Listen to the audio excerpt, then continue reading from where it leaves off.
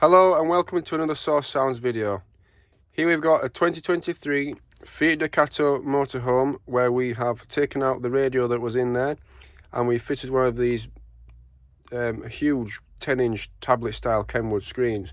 So it is big, but it sort of doesn't look wrong. It looks quite nice, and it's also got built-in navigation. So there's two variants to this radio, but this one's the one with built-in navigation. This at the minute is actually Apple Maps through CarPlay, but it has got the facility to have a navigation system that's powered by Garmin. The DAB aerial on this vehicle we've managed to retain, so there's no windscreen mount aerial. Some people don't like that, so it's nice that we haven't had to fit one of those. And the microphone just put there just next to the air vent. On this vehicle we've also got a Kenwood reverse camera, so the CMOS 230. So I'll put this in reverse and just show you what we can see. So really big picture, and it's really clear as well, so you can quite easily see what's going off behind you.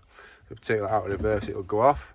But what I can also do is press this. If I click camera, I can now see that whilst I'm driving forwards, especially with it being a motorhome. I can't see out of the back of this car, so that helps when I'm driving forwards in certain situations.